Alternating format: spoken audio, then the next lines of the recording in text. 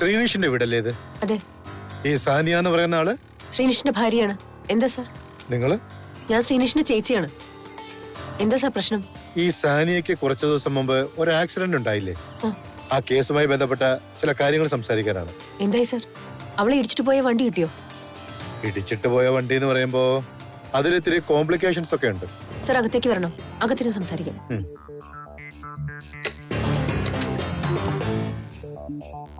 ഇരിക്കൂ സാർ. ഞാൻ town police സ്റ്റേഷനിൽ നിന്നാണ്. പേര് അശ്വിൻ. സാനിയക്ക് സംഭവിച്ചു എന്ന് പറയുന്ന ആക്സിഡന്റ് വാസ്തവത്തിൽ അങ്ങനെയൊന്നും സംഭവിച്ചിട്ടേ ഇല്ല. മനസ്സിലായില്ല സർ. It was created. അങ്ങനെ ഒരു ആക്സിഡന്റ് നടന്നു എന്ന് വരുത്തി തീർക്കാനാണ് സാനി ശ്രമിച്ചിട്ടുള്ളത്. സാർ എന്തൊക്കെയാ പറയുന്നത്? അങ്ങനെ ചെയ്തിട്ട് അവർക്ക് എന്ത് കിട്ടാനാ? അതെനിക്കറിയില്ല. പക്ഷേ ഞാൻ പറഞ്ഞ കാര്യം ഞങ്ങളുടെ അന്വേഷണത്തിൽ ബോധ്യപ്പെട്ട കാര്യമാണ്.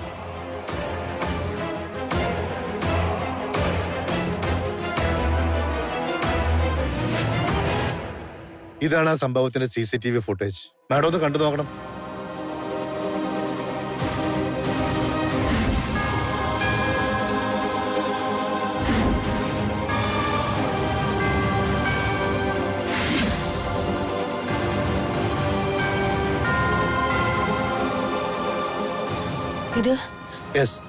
ഇതാണ് യഥാർത്ഥത്തിൽ നടന്നത്. തുടർന്ന് ആശുപത്രിയിൽ എത്തിയ പെൺകുട്ടികൾ അപകടം സംഭവിച്ചു എന്ന് പറഞ്ഞ് ചികിത്സ തേടി. ആ അപകടത്തിൽ വയറ്റിൽ വളരുന്ന കുഞ്ഞിന് ക്ഷതം സംഭവിച്ചു എന്ന് പറഞ്ഞ് ആശുപത്രിയിൽ ഒരു ഗൈനക്കോളജിസ്റ്റ് സഹായത്തോടെ അബോർഷൻ നടത്തുകയും ചെയ്തു. അതാണ് ഉണ്ടായത്. ഇപ്പൊ വാദി പ്രതിയാകുന്ന അവസ്ഥയാണ് മാഡം. ബുദ്ധിമുട്ടിലാകുന്ന ഞങ്ങൾ പോലീസുകാരാണ്. ഇങ്ങനെ ഒരു നാടകം കളിച്ച പെൺകുട്ടികൾക്കെതിരെ ഞങ്ങൾക്ക് വേണമെങ്കിൽ കേസെടുക്കാം. അയ്യോ, ദയവ് ചെയ്ത് അങ്ങനെ ചെയ്യില്ല sir.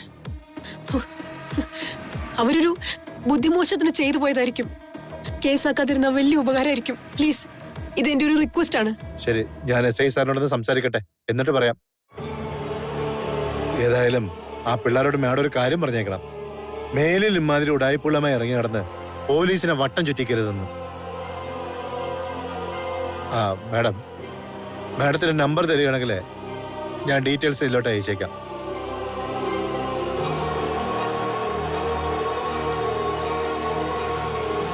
Okay, thank you madam.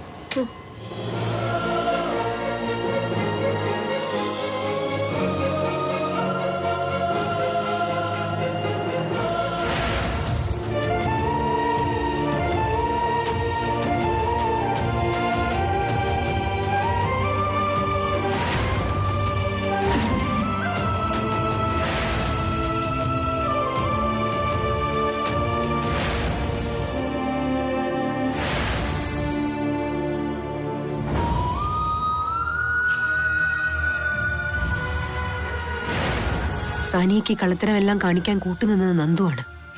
അപ്പോ ഈ അബോർഷൻ നാടകം നന്ദുവും സാനിയയും ചേർന്നിട്ടുള്ള ഗൂഢാലോചനയായിരുന്നു. ഒരു സംശയവുമില്ല.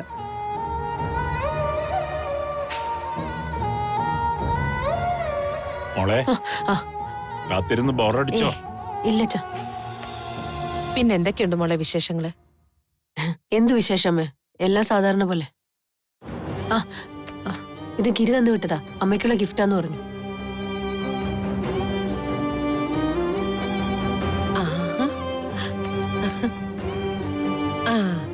നന്നായിട്ടുണ്ടല്ലോ.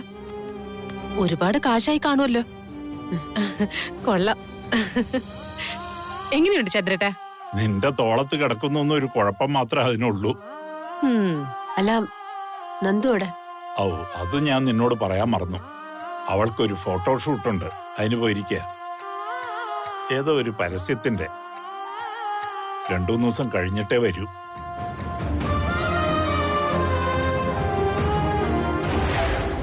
എനിക്കൊരു സ്ഥലം വരെ പോണം. 3-4 ദിവസം കഴിഞ്ഞേ വരും. ഇനിയിപ്പോ നന്ദുവും നിതീഷും. നീ ഇരിക്കെ, ഞാനൊരു ചായ എടുക്കാം.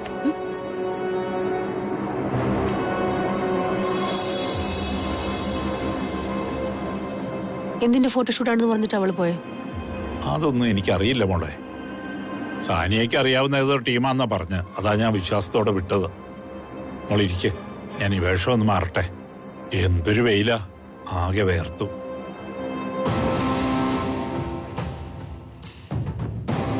എല്ലാ കള്ളത്തരത്തിനും സാനിയും നന്ദുവും പരസ്പരം കൂട്ടുനിൽക്കാണ്.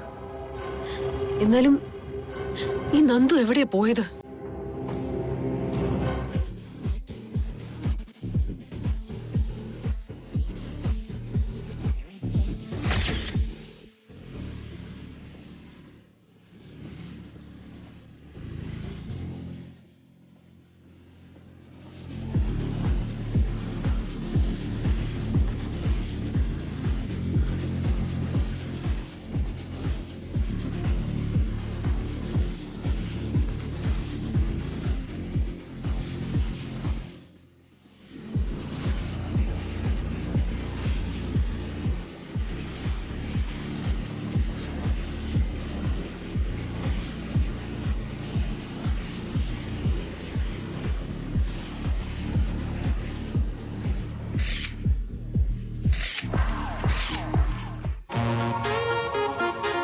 വെരി ഗുഡ്, നല്ല പെർഫോമൻസ് ആയിരുന്നു. പ്ലാൻ ചെയ്ത വിഷ്വൽസ് എല്ലാം നമ്മൾ കവർ ചെയ്ത് കഴിഞ്ഞു. Let's pack.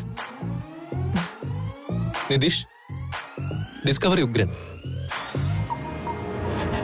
ആള് നല്ല ടാലന്റഡ് ആണ്. മാഡത്തിന് റൂമിലേക്ക് പോകാനുള്ള കാർ റെഡിയാണ്. വേണ്ട, ബുദ്ധിമുട്ടണമെന്നില്ല. പോകുന്ന വഴിക്ക് നന്ദിതയെ ഞാൻ ഡ്രോപ്പ് ചെയ്തോളാം. ഓ ബിന്ദു, മാഡത്തിന്റെ ബാഗും മേക്കപ്പ് ബോക്സ് ഒക്കെ നിതീഷ് സാറിന്റെ കാറിലേക്ക് വെച്ചേക്ക്.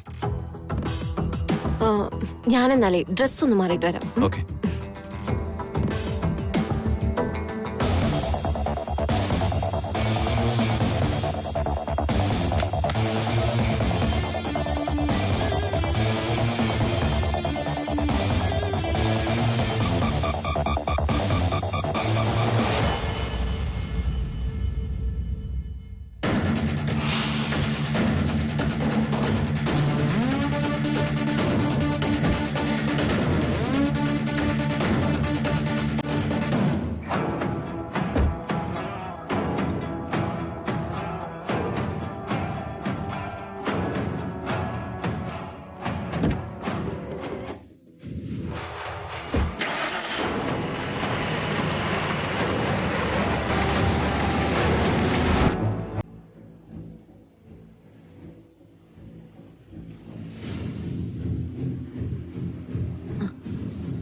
ഏട്ടത്തി, ഏട്ടത്തി എന്താ ഇവിടെ?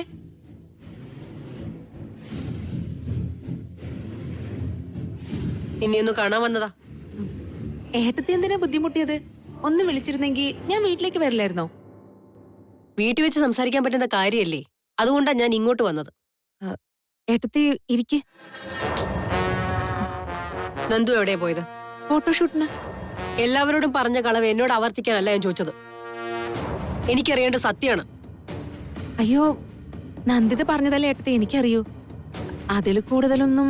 അതിൽ കൂടുതൽ ഒരുപാടുണ്ട്. എല്ലാം അറിഞ്ഞിട്ട് തന്നെയാ വന്ന സനു. അബോർഷൻ നടത്താൻ വേണ്ടിയിട്ട് നീയും കൂട്ടുകാരിയും ചേർന്ന് നടത്തിയ നാടകത്തിന്റെ മുഴുവൻ തിരക്കഥയും ഞാൻ അറിഞ്ഞു. അബോർഷനോ? ആര്? എന്ത്? ഏട്ടത്തി എന്തായി പറയുന്നേ?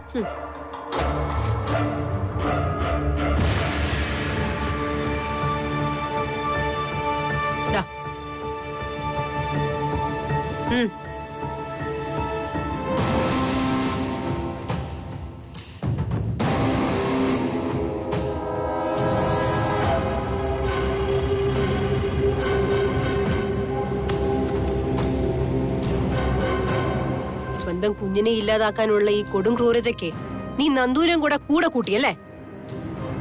എന്നിട്ട് ഇപ്പൊ അതിന് പ്രത്യുപകാരായിട്ട് അവൾ നടത്തുന്ന കൊള്ളരുതാമയ്ക്കൊക്കെ നീ കൂട്ടു നിൽക്ക അല്ലേ? ഇനി നിനക്ക് എന്തെങ്കിലും പറയണ്ടോ?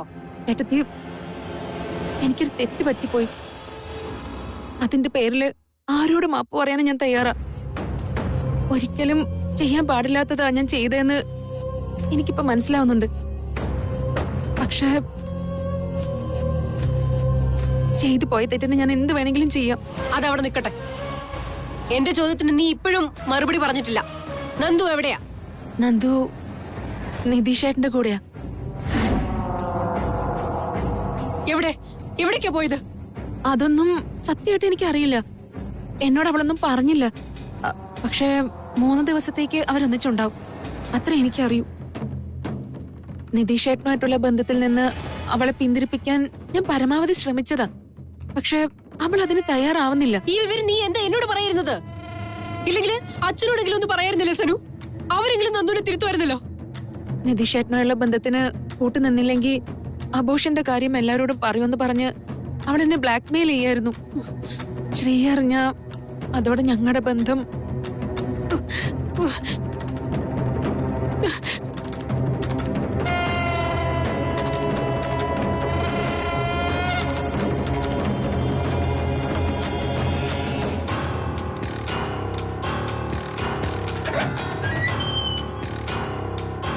സർ.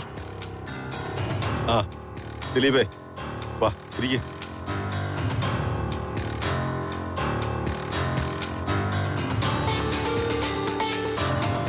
സാറ് ചോദിച്ച ഫയൽസ്.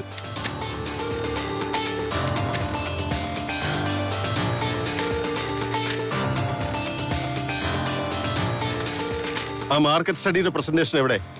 അതിലില്ല സാർ. നോക്ക്.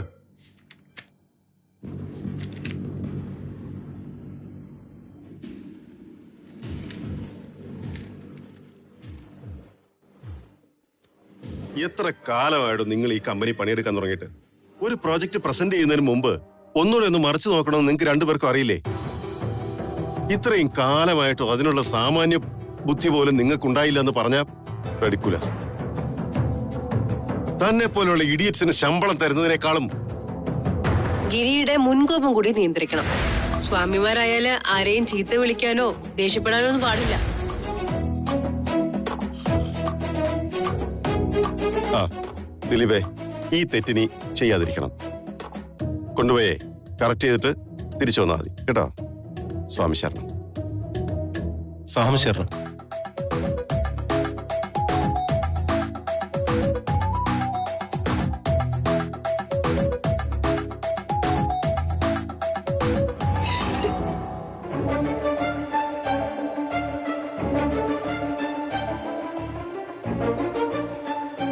അവൾക്കൊരു ഫോട്ടോഷൂട്ടുണ്ട്, അതിന് പോയിരിക്കുക. ഏതോ ഒരു പരസ്യത്തിന്റെ. 2-3 ദിവസം കഴിഞ്ഞിട്ടേ വരൂ.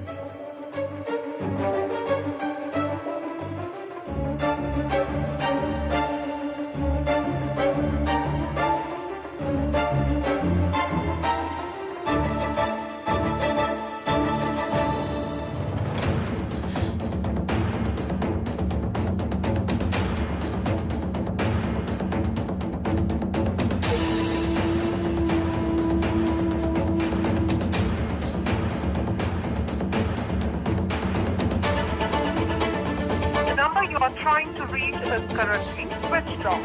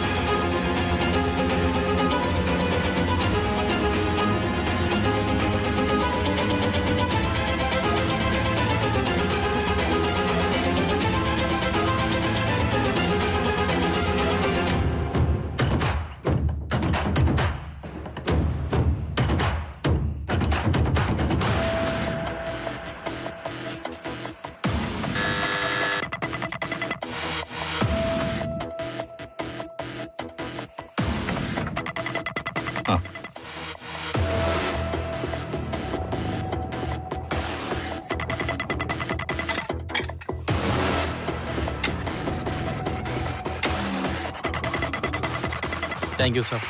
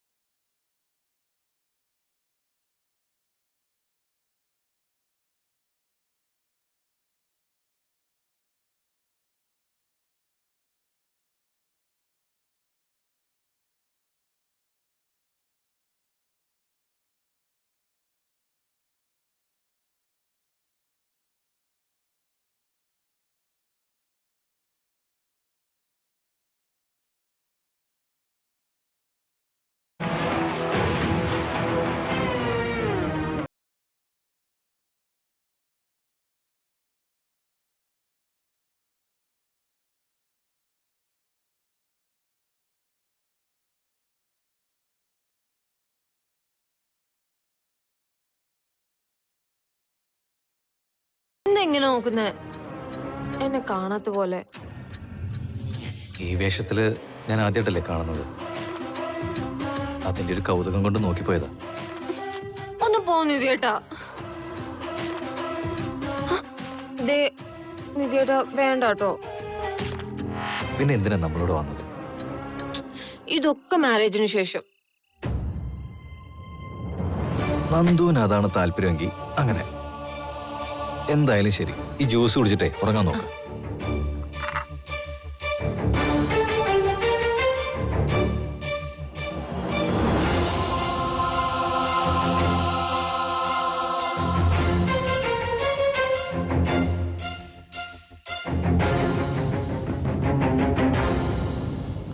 നിധിയേട്ടൻ എന്താ കഴിക്കുന്നില്ലേ?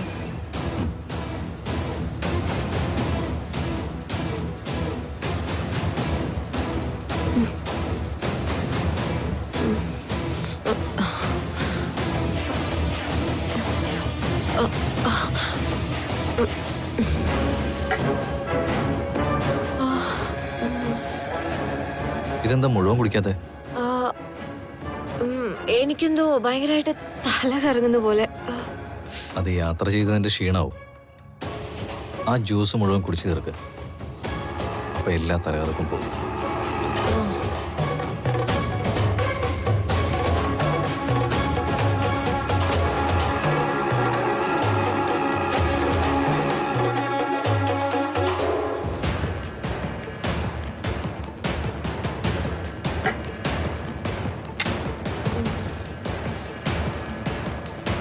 എനിക്കെന്തോ പറ്റുന്ന പോലെ, മൊത്തത്തില് ഭയങ്കരമായിട്ട് കറങ്ങുന്ന പോലെ. നിധിയേട്ടാ വേണ്ട. എന്നാ പിന്നെ കിടക്കാം.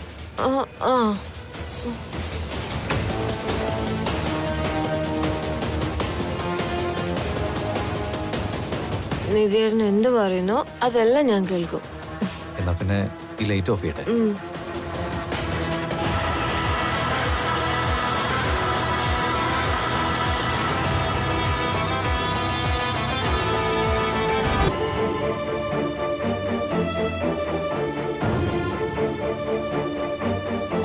എന്താ മോളെ? അച്ഛാ, അത് പിന്നെ നന്ദു വിളിച്ചായിരുന്നു അച്ഛാ. അവള് ഷൂട്ടിങ്ങിലായിരിക്കും. അതുകൊണ്ട് ഞാൻ അങ്ങോട്ട് വിളിച്ച് ശല്യം ചെയ്യാൻ പോയില്ല. രാത്രി മുറിയിലെത്തിയിട്ട് തിരിച്ചു വിളിക്കുമായിരിക്കും. അല്ല, ഞാൻ വിളിച്ചിട്ട് ഫോൺ സ്വിച്ച് ഓഫ് ആണെന്ന് പറയുന്നു. അവള് ഷൂട്ടിങ്ങിലല്ലേ മോളെ.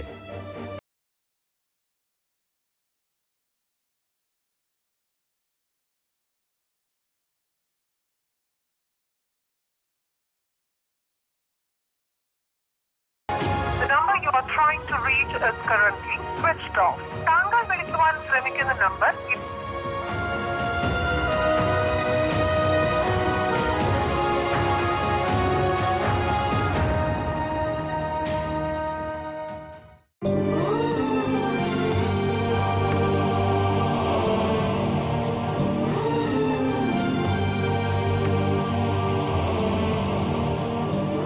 എന്ത് പറ്റി സുമി? നല്ല ടെൻഷനിലാണല്ലോ. ഗീ കുളിച്ച് റെഡിയായിട്ട് വരൂ, ഞാൻ ഡിന്നർ എടുക്കാം.